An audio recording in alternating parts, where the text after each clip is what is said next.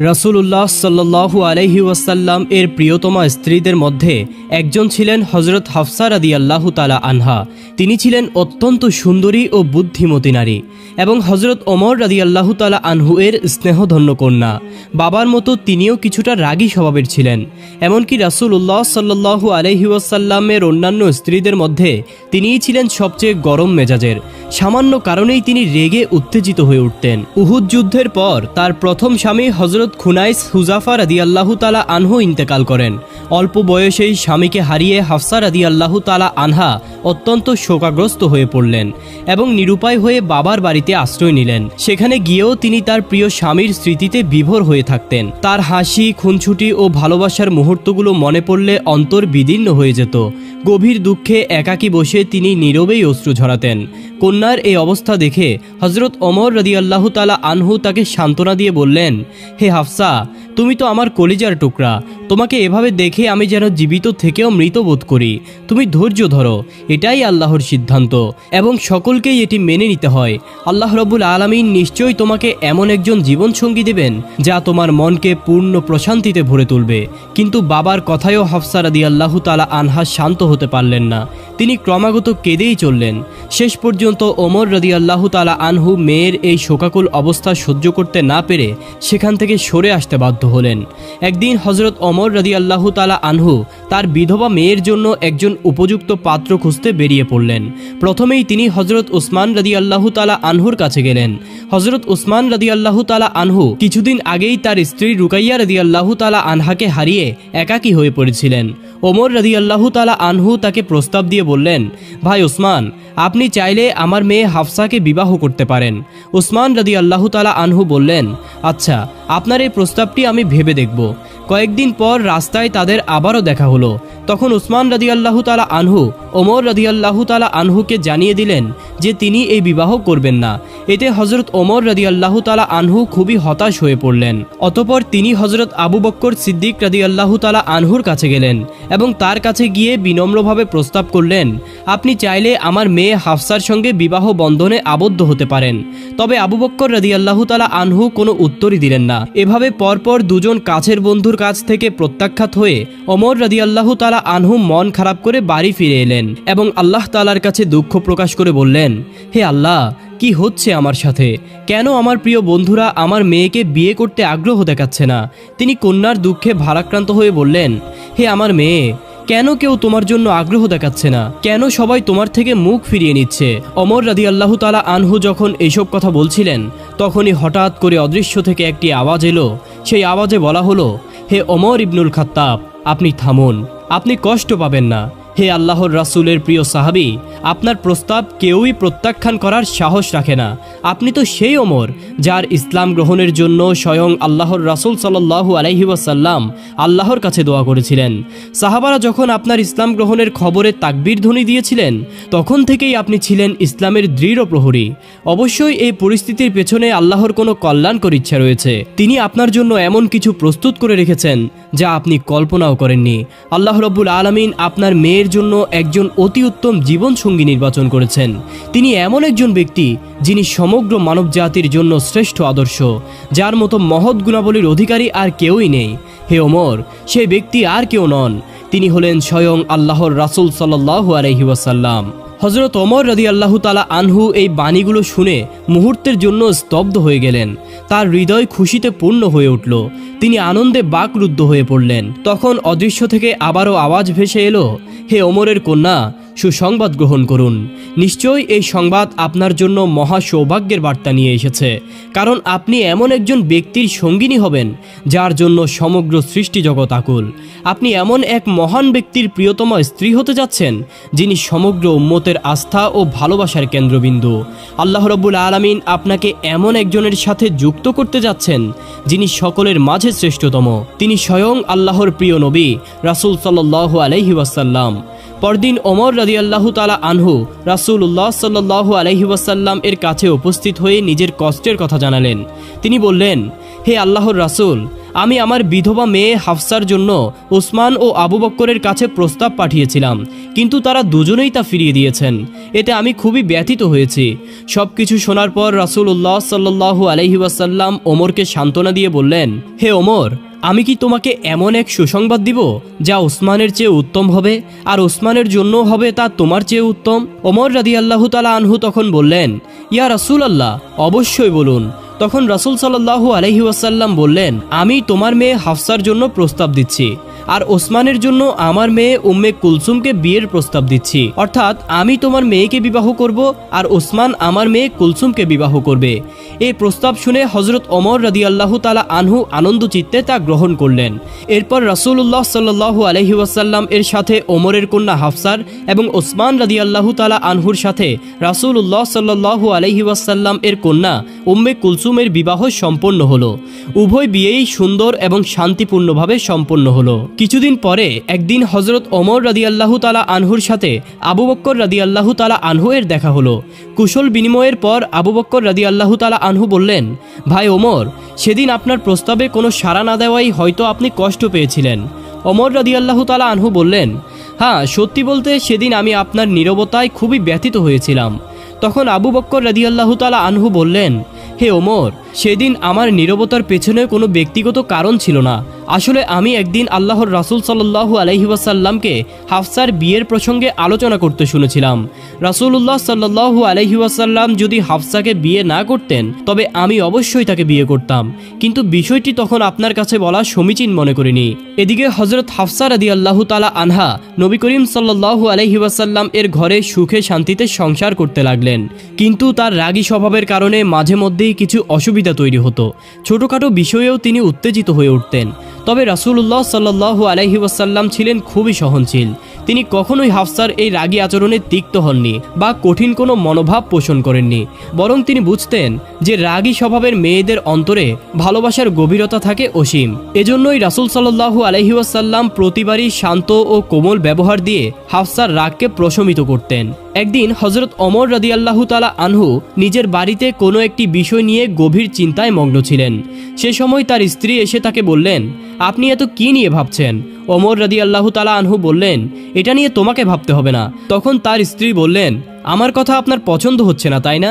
কিন্তু হাফসাকে গিয়ে দেখুন, তিনি রাসূলুল্লাহ সাল্লাল্লাহু আলাইহি ওয়াসাল্লামের সঙ্গে কিভাবে তর্ক করেন। এই কথা শুনে ওমর রাদিয়াল্লাহু তাআলা আনহু তৎক্ষণাৎ হাফসার ঘরে চলে গেলেন এবং তাকে জিজ্ঞেস করলেন, তুমি কি সত্যিই রাসূলুল্লাহ সাল্লাল্লাহু আলাইহি ওয়াসাল্লামের সাথে তর্ক করো? হাফসা রাদিয়াল্লাহু তাআলা আনহু কিছুটা লজ্জা নিয়ে জবাব দিলেন, এমনটা তো মাঝে মধ্যে হয়েই যায়। তখন ওমর রাদিয়াল্লাহু তাআলা আনহু বললেন, হাফসা, তুমি শুনে রেখো, তুমি আর কখনোই রাসূলুল্লাহ সাল্লাল্লাহু আলাইহি ওয়াসাল্লামের সাথে এমন আচরণ করবে না, আর এটা ভুলেও ভাববে না যে তিনি তোমার সৌন্দর্যে মুগ্ধ, বরং সব সময় তার সন্তুষ্টি ও ইচ্ছাকে অগ্রাধিকার দিবে এবং তার আদেশ ও নির্দেশকে সম্মান করবে। আরেকদিন হযরত ওমর রাদিয়াল্লাহু তাআলা আনহু হাফসার ঘরে এলেন এবং দেখতে পেলেন তার কন্যা হাফসা রাসূলুল্লাহ সাল্লাল্লাহু আলাইহি ওয়াসাল্লামের সঙ্গে তর্ক করছেন। এই দৃশ্য দেখে ওমর রাদিয়াল্লাহু তাআলা আনহু রেগে ফুঁসে উঠলেন এবং হাফসাকে প্রহার করতে উদ্যত হলেন।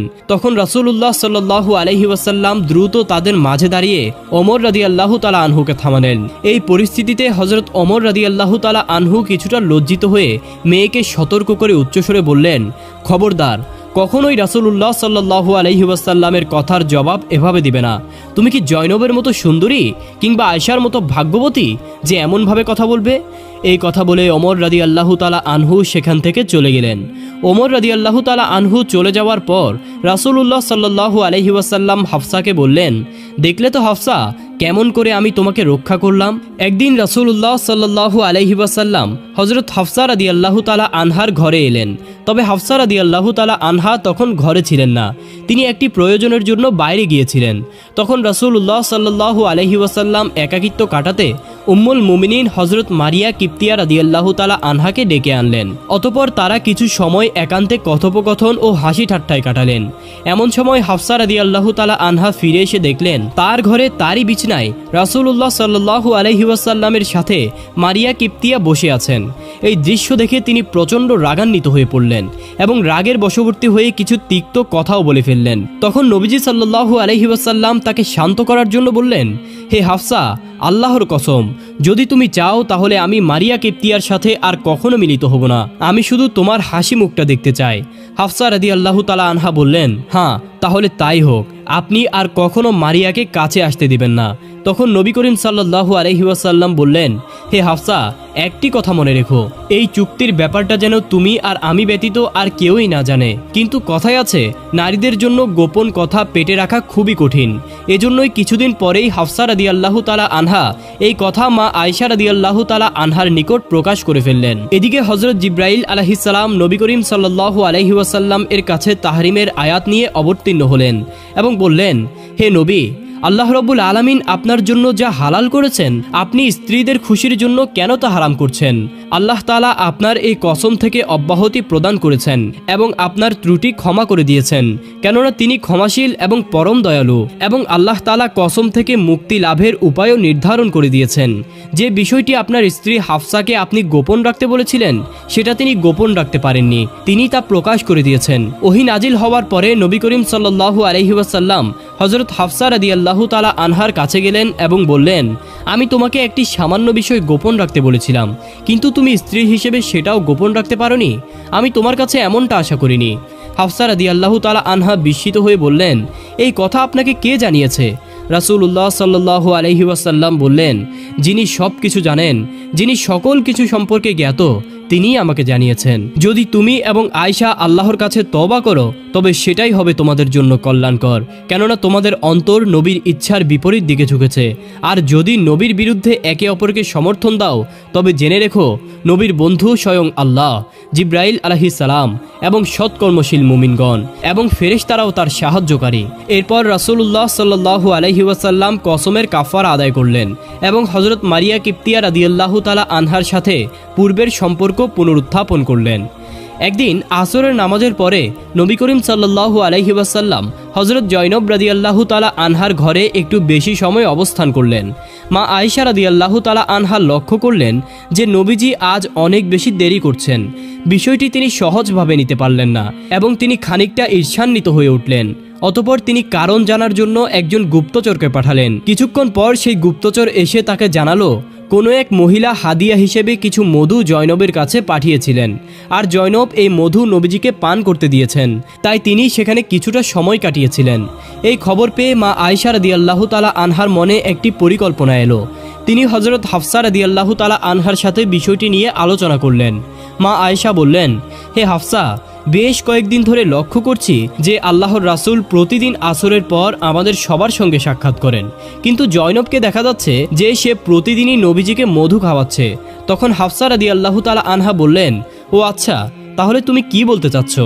তখন মা আয়েশা তাকে বললেন, চলো আমরা এমন একটি কৌশল অবলম্বন করি যাতে নবীজি আর জয়নবের বাসায় গিয়ে মধু পান না করেন। তখন হাফসা রাদিয়াল্লাহু তাআলা আনহা বললেন, কিন্তু কিভাবে? আল্লাহর রাসূল তো মধু খুব বেশি পছন্দ করেন, তুমি এমন কি করবে যাতে তিনি আর মধু খেতে চাইবেন না? তখন আয়েশা রাদিয়াল্লাহু তাআলা আনহা তাকে একটি কৌশল শিখিয়ে দিলেন। তিনি বললেন, যখন নবী করিম সাল্লাল্লাহু আলাইহি ওয়াসাল্লাম তোমার কাছে আসবেন, তুমি বলবে আপনার মুখ থেকে তো মাগাফিরের গন্ধ আসছে। এই একটি কথাই যথেষ্ট হবে, তোমাকে আর কিছুই করতে হবে না। পরদিন নবী করিম সাল্লাল্লাহু আলাইহি ওয়াসাল্লাম জয়নব রাদিয়াল্লাহু তাআলা আনহার ঘরে মধু পান করে সাফিয়া রাদিয়াল্লাহু তাআলা আনহার ঘরে উপস্থিত হলেন। আসলে মা আয়েশা রাদিয়াল্লাহু তাআলা আনহা সাফিয়াকেও ওই একই কথা বলে রেখেছিলেন, যার ফলে সাফিয়াও নবীজির অপেক্ষায় ছিলেন। নবীজিকে দেখে সাফিয়া বললেন, ইয়া রাসূলুল্লাহ, আপনি কি মাগাফির খেয়েছেন? আমি কেমন যেন মাগাফিরের গন্ধ পাচ্ছি। রাসূলুল্লাহ সাল্লাল্লাহু আলাইহি ওয়াসাল্লাম বললেন, না, আমি তো মাগাফির খাইনি, তবে জয়নবের কাছ থেকে একটু মধু পান করেছিলাম, কিন্তু তার গন্ধ তো এমন হবার কথা নয়। আচ্ছা ঠিক আছে, আমি বিষয়টি দেখছি। এরপর নবী করিম সাল্লাল্লাহু আলাইহি ওয়াসাল্লাম হাফসা রাদিয়াল্লাহু তাআলা আনহার কাছে গেলেন। তিনিও নাক ছিটকে বললেন, ইয়া রাসূলুল্লাহ, আপনি কোথায় থেকে কি খেয়ে এসেছেন? আপনার মুখে মাগাফিরের গন্ধ কেন? আসলে মাগাফির এক ধরনের নেশা জাতীয় ফল ছিল, তাই নবীজির মনে হলো হয়তো তিনি মাগাফির ফুলের মধু পান করেছেন। তখন তিনি বললেন, আমার জন্য এখন থেকে মধু পান নিষিদ্ধ, আমি আর কখনো মধু পান করব না। এরপর নবী করিম সাল্লাল্লাহু আলাইহি ওয়াসাল্লাম হাফসাকে বললেন, আমার জন্য মধু পান নিষিদ্ধ করার বিষয়টি তুমি কারো কাছে প্রকাশ করবে না, কারণ জয়নব এই কথা জানলে প্রচণ্ড কষ্ট পাবেন। তবে হাফসা রাদিয়াল্লাহু তাআলা আনহা এই নির্দেশ মানতে পারেননি এবং তিনি আয়েশা রাদিয়াল্লাহু তাআলা আনহার কাছে তা প্রকাশ করে দিলেন। তখন আল্লাহ তাআলা জিব্রাইল আলাইহিস সালামের মাধ্যমে তাহরিমের আয়াত নাজিল করে নবীজিকে পুরো ঘটনাটি জানিয়ে দিলেন। এই ঘটনায় হাফসার আচরণে নবী করিম সাল্লাল্লাহু আলাইহি ওয়াসাল্লাম গভীরভাবে আঘাত পেলেন এবং এর জেরে তিনি হাফসাকে এক তালাক দিয়ে দিলেন। তালাকের সংবাদে হাফসা রাদিয়াল্লাহু তাআলা আনহা দুঃখে ভারাক্রান্ত হয়ে মাটিতে বসে পড়লেন। তিনি কি করবেন তা তিনি বুঝতে পারছিলেন না। অন্যদিকে যখন হযরত ওমর রাদিয়াল্লাহু তাআলা আনহু তার মেয়ের তালাকের খবর পেলেন, তখনই তিনি শোকাহত হয়ে বললেন, হায়, ওমরের বংশে এমনটি ঘটল। আল্লাহ কি ওমর ও তার মেয়ের পরিণতির কথা ভাবলেন না? এরপর ওমর রাদিয়াল্লাহু তাআলা আনহা তৎক্ষণাৎ মেয়ের বাড়িতে চলে আসলেন। হাফসার মলিন চেহারা দেখে তিনি কিছুক্ষণ তার পাশে নীরবে বসে থাকলেন। কন্যাকে তিনি কিভাবে সান্ত্বনা দিবেন তা তিনি বুঝে উঠতে পারছিলেন না। অবশেষে তিনি মেয়েকে আশ্বাস দিয়ে বললেন, শোনো হাফসা, যদি আল্লাহ পাক রব্বুল আলামিন আমাদের বংশের জন্য কল্যাণ নির্ধারণ করে থাকেন, তবে আল্লাহর রাসূল সাল্লাল্লাহু আলাইহি ওয়াসাল্লাম তোমাকে চূড়ান্তভাবে তালাক দিবেন না। ওমর রাদিয়াল্লাহু তাআলা আনহার এই কথায় হাফসার মন কিছুটা শান্ত হলো আর তিনি আবার আশার আলো খুঁজে পেলেন। এদিকে আল্লাহর ফেরেশতা জিব্রাইল আলাইহিস সালাম নবী করিম সাল্লাল্লাহু আলাইহি ওয়াসাল্লামের কাছে এসে বললেন, হে আল্লাহর রাসূল, আপনি হাফসাকে তালাক দিবেন না। যদিও তিনি একটু রাগী স্বভাবের, তবে তিনি অত্যন্ত নেককার একজন নারী। তিনি অধিক রোজা পালন করেন এবং রাত জেগে আল্লাহর ইবাদত করেন। এমনকি জান্নাতেও তিনি আপনার সঙ্গিনী হবেন। এই সুপারিশে সাড়া দিয়ে নবী করিম সাল্লাল্লাহু আলাইহি ওয়াসাল্লাম আবারও হাফসাকে স্ত্রী হিসেবে গ্রহণ করলেন। কতই না ভাগ্যবতী ছিলেন হাফসা রাদিয়াল্লাহু তাআলা আনহা, যিনি এমন এক সম্মান পেলেন যে স্বয়ং আল্লাহর নির্দেশে জিব্রাইল আলাইহিস সালাম তার জন্য দুনিয়াতে এসে সুপারিশ করেছিলেন। একদিন হযরত হাফসা রাদিয়াল্লাহু তাআলা আনহা ও নবীজির অন্যান্য স্ত্রীগণ একত্র হয়ে নবীজির কাছে আবেদন জানালেন, হে আল্লাহর রাসূল, আল্লাহ তাআলা এখন আপনাকে গনিমতের মাল দিয়েছেন, সুতরাং আমাদের খোরপোশ কিছুটা বাড়িয়ে দিন। নবী করিম সাল্লাল্লাহু আলাইহি ওয়াসাল্লাম তাদের এই অনুরোধ শুনে খুবই ব্যথিত হলেন, কারণ তিনি কল্পনাও করতে পারেননি যে তার স্ত্রীরা বিলাসী জীবনযাপন করতে চাইবে। তাই তিনি 1 মাস তার স্ত্রীগণের সঙ্গ থেকে দূরে থাকার সিদ্ধান্ত নিলেন এবং আলাদা একটি ঘরে একাকী বসবাস করতে শুরু করলেন। এদিকে মুনাফিকেরা মানুষদের মধ্যে গুজব ছড়িয়ে দিল যে রাসূলুল্লাহ সাল্লাল্লাহু আলাইহি ওয়াসাল্লাম তার সব স্ত্রীকে তালাক দিয়েছেন। এই সংবাদ শুনে হযরত ওমর রাদিয়াল্লাহু তাআলা আনহু দৌড়ে নবীজির কাছে আসলেন এবং বললেন, হে আল্লাহর হাবিব, আপনি কি আপনার স্ত্রীদেরকে তালাক দিয়েছেন? নবী করিম সাল্লাল্লাহু আলাইহি ওয়াসাল্লাম উত্তর দিলেন, না, আমি তাদেরকে তালাক দিইনি, তবে তাদেরকে এই অধিকার দিয়েছি যে তারা চাইলে চলে যেতে পারে। এই কথা শোনার পর ওমর রাদিয়াল্লাহু তাআলা আনহু মসজিদে গিয়ে সকল মুসলমানদের উদ্দেশ্যে ঘোষণা করলেন, আপনারা সকলেই জেনে রাখুন, আল্লাহর রাসূল সাল্লাল্লাহু আলাইহি ওয়াসাল্লাম তার স্ত্রীদেরকে তালাক দেননি। এই খবর শুনে সকল মুসলিমদের মনে স্বস্তি ফিরে এলো। এদিকে খোরপোশের দাবির ব্যাপারে নবীজির সাথে হাফসার কিছুটা মনোমালিন্য তৈরি হলো। নবী করিম সাল্লাল্লাহু আলাইহি ওয়াসাল্লাম হাফসা রাদিয়াল্লাহু তাআলা আনহাকে বললেন, আচ্ছা, তাহলে আমার এবং তোমার মাঝে সমাধানের জন্য অপর একজনকে ডাকো। হাফসা বললেন, হ্যাঁ ঠিক আছে, কাউকে ডাকুন। তখন নবীজি বললেন, তাহলে তোমার বাবাকেই আসতে বলো। অতঃপর হাফসা রাদিয়াল্লাহু তাআলা আনহা বাবার নিকট সংবাদ পাঠালেন। এই সংবাদ পেয়ে ওমর রাদিয়াল্লাহু তাআলা আনহু দ্রুত সেখানে পৌঁছালেন। নবী করিম সাল্লাল্লাহু আলাইহি ওয়াসাল্লাম বললেন, হাফসা, তোমার যা বলার আছে তোমার বাবাকে বলো। হাফসা রাগান্বিত হয়ে জবাব দিলেন, হে আল্লাহর রাসূল, আপনিই বলুন, আপনি তো সব সময় সত্য বলেন। এই কথা শুনে ওমর রাদিয়াল্লাহু তাআলা আনহু তীব্র ক্রোধে মেয়েকে একটি চোর বসিয়ে দিলেন। নবী করিম সাল্লাল্লাহু আলাইহি ওয়াসাল্লাম তাকে শান্ত করে বললেন, ওমর, যথেষ্ট হয়েছে, এবার থামো। তবে ওমরের রাগ এত সহজে কম ছিল না। তিনি মেয়েকে বললেন, ওরে আল্লাহর শত্রু, নবীজি সর্বদাই সত্য বলেন। ওই সত্তার কসম যিনি তাকে সত্য নবী হিসেবে প্রেরণ করেছেন। রাসূলুল্লাহ সাল্লাল্লাহু আলাইহি ওয়াসাল্লাম না থাকলে আজ আমি তোমাকে মেরেই ফেলতাম। এরপর হাফসা সহ নবীজির সকল স্ত্রী নবী করিম সাল্লাল্লাহু আলাইহি ওয়াসাল্লামের কাছে এসে বিনম্রভাবে ক্ষমা প্রার্থনা করলেন। তাদের কেউই নবীজিকে ছেড়ে যেতে ইচ্ছুক ছিলেন না। তাদের আন্তরিক অনুতাপ ও ভালোবাসা দেখে নবী করিম সাল্লাল্লাহু আলাইহি ওয়াসাল্লাম স্নেহ ভরে তাদের ক্ষমা করে দিলেন এবং সবাইকে পুনরায় আপন করে নিলেন। একবার রাসূলুল্লাহ সাল্লাল্লাহু আলাইহি ওয়াসাল্লাম উম্মুল মুমিনিন হযরত সাফিয়া রাদিয়াল্লাহু তাআলা আনহার ঘরে প্রবেশ করে দেখলেন তিনি অঝরে কাঁদছেন।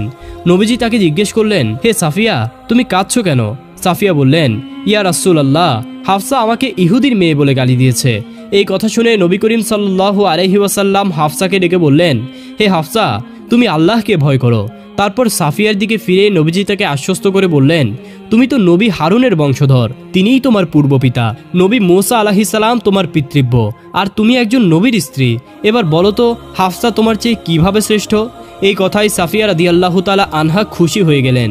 যাই হোক, উম্মতের এই জননী হযরত হাফসা রাদিয়াল্লাহু তাআলা আনহা মুসলিমদের অনেক সংকটময় সময়ে গুরুত্বপূর্ণ পরামর্শ দিয়ে সহায়তা করেছিলেন। অবশেষে ৪৫ হিজরির শাবান মাসে ৬৩ বছর বয়সে তিনি দুনিয়ার মায়া ত্যাগ করে চিরতরে আল্লাহর সান্নিধ্যে চলে গেলেন।